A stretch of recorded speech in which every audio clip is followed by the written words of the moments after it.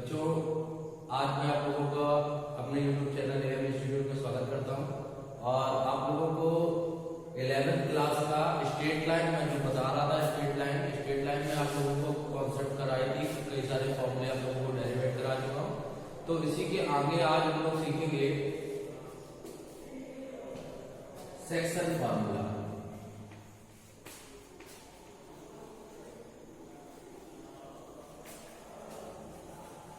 आज हम लोग सीखेंगे सेक्शन फार्मूले। जो सेक्शन फार्मूले कितने प्रकार के होते हैं? 2 प्रकार के। ठीक, 2 प्रकार के होते हैं। पहला होता है internal division. Internal division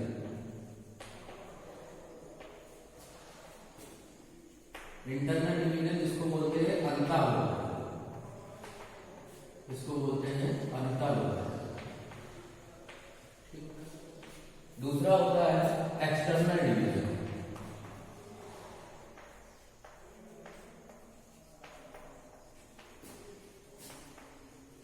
external division और इसको बोलते हैं बाह्य।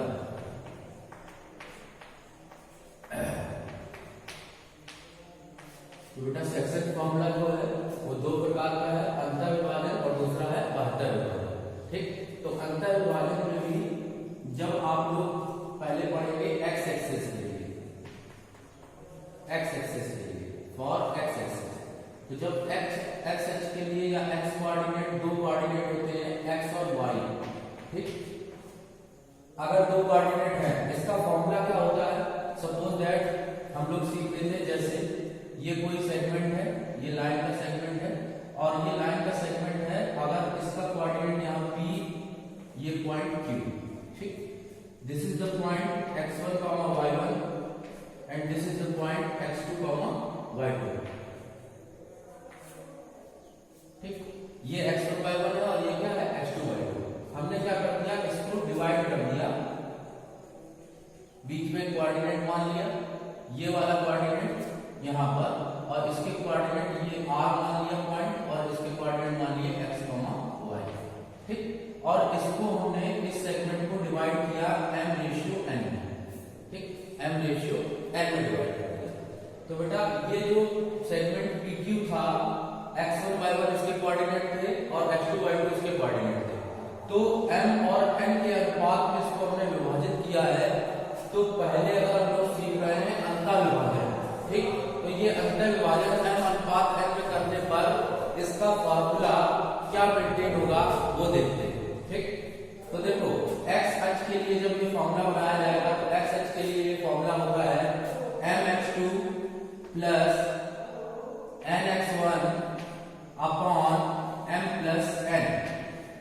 mx2 plus nx1 upon m plus n, ये x एक्सिस के लिए होता है। ठीक, दूसरा अगर हम लोग बनाते हैं y axis, for y axis बनाते हैं, तो y एक्सिस में ये क्या होता है? y एक्सिस में फॉर्मूला ये बनता क्या होता है? y equal to m/2 plus n/1 upon m plus n। ठीक, तो ये होता है इंटरनल डिवीजन का फॉर्मूला।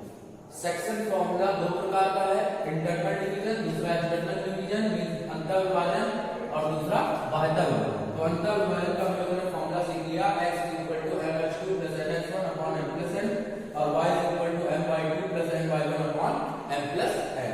ठीक, ये इस तरीके से डिवाइड किया जाता है। अभी हम लोग इसका डेरिवेशन भी सीखेंगे कि किस तरीके से हम लोग इसको प्रूफ करते हैं। ठीक, प्रूफ करने से पहले मैं बता दूं आप लोगों को बाह्य विभाजन के बारे में कि बाह्य विभाजन क्या होता है, या बाह्य विभाजन में हम लोग किस तरह से प्रयोग करते हैं इस क्वेश्चन को। ठीक, तो देखो बाह्य विभाजन में क्या होता है बेटा, थोड़ा सा ही चेंज हो जाएगा, आपको ये फिगर थोड़ा सा चेंज करना पड़ेगा। इसमें बाह्य विभाजन में क्या होता है? बाह्य विभाजन में ये फिगर कुछ इस तरह से बनता है, एक P और ये R, यहाँ पर कोऑर्डिनेट Q। ठीक, तो इसका कोऑर्डिनेट मान लेते हैं x1 y1, इसका कोऑर्डिनेट मान लेते हैं x2 y2, और ये कोऑर्डिनेट हो जाता है x y। ठीक, इसमें क्या होता है? ये पूरा सेगमेंट M है, ये पूरा, और ये वाला सेगमेंट है N, ये वाला सेगमेंट है N। इतना पार्ट पूरा m है और इतना पार्ट क्या है n है। ठीक, तो हम लोग क्या करते हैं कि इस पार्ट में हम लोग इसका हम लोग बाह्य विभाजन कैसे निकालते हैं, एक्सटर्नली कैसे देते हैं, डिवाइड करते हैं इसको। तो एक्सटर्नली डिवाइड करने का फॉर्मूला क्या बनेगा बेटा, x is equal to x axis के लिए इसका फॉर्मूला क्या होता है, बस जस्ट इसमें अपोजिट हो जाता है mx2 minus nx1 upon m minus n, ये हो जाएगा। फिर इसके बाद y वाला फॉर्मूला बना लेंगे इस तरीके से, y अगर मान लेंगे ये xy सॉरी ये x इस तरह से और ये y।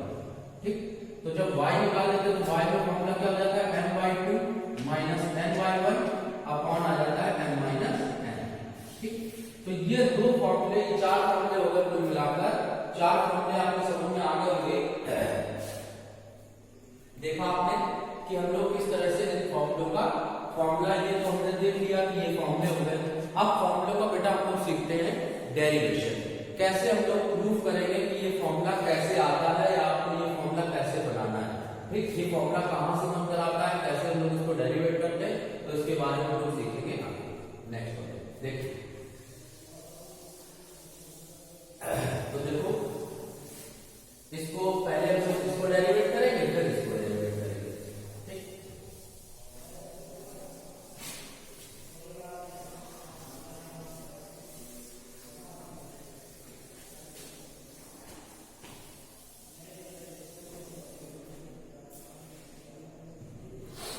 देखिए तो हम लोग अब सीखेंगे section formula, section formula for internal division. अब सीखेंगे हम लोग section formula for internal division. ठीक, मतलब पहला हम लोग सीखने जा रहे हैं अंतर विभाजन के लिए सूत्र, तो इसको हम लोग डेरिवेट करना सीखेंगे। Section formula for internal division means अंतर विभाजन के लिए सूत्र, जो कि मैंने आपको बताया था x इज इक्वल टू क्या होता है बेटा mx2 plus nx1 upon m plus n। इसको हम लोग डेरिवेट करेंगे। तो देखिएगा बहुत ध्यान से, पहले फिगर समझेंगे, फिगर आप समझ जाएंगे तो आपको ऑलमोस्ट लगभग पूरा क्लियर हो जाएगा। देखिए ये एक सेगमेंट हमने मान लिया P, इसका पॉइंट दूसरा मान लिया Q। P पॉइंट के कोऑर्डिनेट बेटा हमने लेट किए x1, y1 और इसके पॉइंट के कोऑर्डिनेट लेट कर लिए x2, y2। ठीक, इसके बाद इस पर एक मिड पॉइंट इसका मान लिया, मिड पॉइंट ले लिया r। ठीक, मिड पॉइंट ले लिया r, जिसके कोऑर्डिनेट हमने लेट कर लिए इसके कोऑर्डिनेट x, y, और इसको बेटा हमने डिवाइड कर दिया m/n, इसमें डिवाइड कर दिया m/n डिवाइड। ठीक, तो देखो ये डिवाइड करने के बाद हम लोगों को क्या प्रोसेस करना है, तो इसके आधार पर हम लोग इस क्वेश्चन को इसको प्रूव करेंगे। देखिएगा तो बेटा हम लोग अपनी तरफ से ड्रॉ कर लेते हैं लाइन ऐसे, यहां से इसको डॉट डॉट करके नीचे की ओर लाते हैं और यहां से इसको डॉट डॉट करके लाते हैं, ऐसे ही यहां पर इसको डॉट डॉट करके लाते हैं और इसको यहां डॉट डॉट करके लाते हैं। ठीक, तो यहां पर आपको दो ट्रायंगल दिखने लगेंगे, इसका नाम डाल दें, इसका नाम डाल दिया हमने PQPRS डाल देंगे, ये T डाल देंगे। ठीक, ये नाम डाल दिया। ठीक, अब नाम डालने के बाद यहां पर ये चीजें समझना, देखो ये पॉइंट जो है इस पॉइंट को मैं इधर लिख देता हूं, यहां x1, y। ठीक, और यहां पर भी इस पॉइंट को यहां पर लिख दे रहा हूं x, y। ये अब देखिए समझते हैं, देखो ये सेगमेंट आपने देखा है, ये m है। आपको मैंने कल की फिगर में बताया है कि जैसे ये प्लेन होता है और ये x एक्सिस है और ये y एक्सिस। तो अगर हम लोग x एक्सिस के पैरेलल पे लाइन खींचते हैं ऐसे, ठीक, एक्स एक्सिस के पैरेलल कोई लाइन खींची जाती है तो वो एक्स इसमें जो वैल्यू इंक्रीज होती है वो किसकी होती है, वाई एक्सिस में इंक्रीज होती है। एक्स तो वही रहेगा ना, यहाँ पर 0, 0 है, तो अगर ये बढ़ता जाएगा तो इक्वेशन फॉर एक्स एक्सिस, अगर एक्स एक्सिस की पैरेलल निकालनी हो, parallel equation for x axis, अगर एक्स एक्सिस की पैरेलल इक्वेशन बेटा फाइंड करनी हो तो क्या होगी कि एक्स एक्सिस की पैरेलल जाएगी, तो हम लोग जब पैरेलल जाते हैं सपोज दैट हमने कोऑर्डिनेट ए बढ़ाया यहाँ से या 1 2 3 4 5 सपोज दैट यहाँ तक पहुंचे, तो यहाँ का कोऑर्डिनेट क्या होगा 0, 5, तो इसका मतलब क्या हुआ बेटा कि हम लोग वाई एक्सिस में बढ़ रहे हैं, केवल वाई में बढ़ेगा, बाकी तो बेटा वैल्यू जो एक्स की रहेगी वो तो सिमिलर ही रहेगी ना, 0 चाहे कितना जाए। तो एक्स में अगर पैरेलल हम लोग लाइन ड्रॉ कर रहे हैं इसका मतलब वाई का कोऑर्डिनेट इंक्रीज होता है, तो वाई का कोऑर्डिनेट अगर इंक्रीज हो रहा है, अगर ऊपर की ओर जा रहा है या नीचे की ओर आ रहा है तो उतना ही क्या आएगा, माइनस में आएगा। सपोज दैट यहाँ पे आ गए हम लोग 6 पे आ गए तो -6, तो यहाँ का कोऑर्डिनेट क्या हो जाएगा बेटा 0, -6, मींस वाई एक्सिस में डिफरेंस आता है, एक्स एक्सिस में कोई डिफरेंस नहीं आता जब एक्स एक्सिस के पैरेलल ड्रॉ करते हैं। तो इसकी भी कांसेप्ट हमसे क्या कहती है, अगर हमने सपोज दैट यहाँ से यहाँ तक की डिस्टेंस a मांगी तो यहाँ का कोऑर्डिनेट क्या हो जाएगा 0, a, तो इसी के बेसिस पर हम लोग बताते हैं कि एक्स एक्सिस के पैरेलल इक्वेशन क्या होती है, y = a, यही हम लोग इक्वेशन पढ़ते हैं कि parallel equation for x axis is y = a, direct पढ़ते हैं हम लोग। अगर जैसे समीकरण हमको पढ़ना होता है कि एक्स अक्ष के समांतर रेखा का समीकरण, तो एक्स अक्ष के समांतर रेखा का समीकरण क्या होता है, y = a होता है, ठीक। ऐसे y अक्ष के समांतर रेखा का समीकरण x = a होता है, ठीक। तो इसका सेंस कहा जाता है, इस वाले फिगर में हम लोग कैसे सीखेंगे, देखो इस वाले फिगर में हम लोग कैसे सीखते हैं समझिएगा। जैसे हम लोगों ने इसमें बनाया है कि ये फिगर बन गया, फिगर बनने के बाद उसमें हम लोग देखेंगे कि इन दोनों में हम लोग लगाएंगे डिस्टेंस फॉर्मूला, ठीक। तो यहाँ की वैल्यू निकाल लेंगे एक्स एक्सिस में, तो बेटा इन दोनों में जैसे अगर डिस्टेंस इसका निकाला जाएगा, मतलब डिस्टेंस क्या है दोनों का कोऑर्डिनेट निकालेंगे तो ये जो डिफरेंस आएगा ये आएगा x - x1, ठीक। और ये वाला डिफरेंस क्या आएगा y - y1 आएगा, y - y1 आएगा, ठीक। ये वाला डिफरेंस जब निकालेंगे इन दोनों की में डिस्टेंस निकाल दी जाएगी, तो x - x1 अगर निकालेंगे तो ये कोऑर्डिनेट होगा क्योंकि x एक्सिस की बात है, y - y1 निकालेंगे तो ये वाला हो जाएगा, ठीक। उसी प्रकार से यहाँ पर निकाल लेंगे इस वाले में, तो इस वाले में जब निकाला जाएगा तो यहाँ का कोऑर्डिनेट आ जाएगा x2 - x और यहाँ का कोऑर्डिनेट निकल आएगा y2 - y, ठीक, y2 - y। इस तरह से हम लोग ये कोऑर्डिनेट निकालेंगे। अब ये एक ट्रायंगल बन गया, एक ये ट्रायंगल, ठीक, ये ट्रायंगल, तो इस तरीके से हम लोग बोल सकते हैं कि ये ट्रायंगल जो है आपस में कैसे हैं, समरूप है, ठीक। कौन कौन से, त्रिभुज PRS, एक triangle PRS and RQP and triangle RQP, ठीक। तो इन दोनों में हम लोग प्रॉपर्टी लगा सकते हैं, क्या, कौन सी प्रॉपर्टी, अगर हम लोग सर्वांशों वाली प्रॉपर्टी लगाते हैं तो देखो यहाँ पर अगर हम लोग लगाएंगे कि इसकी भुजा बटे इसकी भुजा, ये भी हम लोग जानते हैं क्योंकि हम लोगों ने पढ़ा है कि सिमिलर ट्रायंगल होने पर प्रॉपर्टी क्या होती है कि भुजाओं के अनुपात और कोणों के अनुपात आपस में क्या होते हैं, बराबर होते हैं, मतलब दोनों ट्रायंगल में हम लोग प्रॉपर्टी अप्लाई कर सकते हैं। तो देखो कैसे अप्लाई करेंगे, यहाँ पर हमने इसकी भुजा ले ली PR, ध्यान दीजिएगा PR अपॉन यहाँ पर ले ली क्या RQ, PR अपॉन RQ, ये हो जाएगा PR अपॉन RQ, ठीक। इसकी भुजा और इसकी भुजा, यहाँ पर ले लेंगे PS बराबर लगा देंगे PS अपॉन लगा देंगे RT, PS अपॉन RT बराबर आ जाएंगे, PS अपॉन RT आ जाएगा, बराबर लगाएंगे। देखिए ये वाला बेस और ये वाला बेस, ऐसे ये परपेंडिकुलर RS अपॉन Q,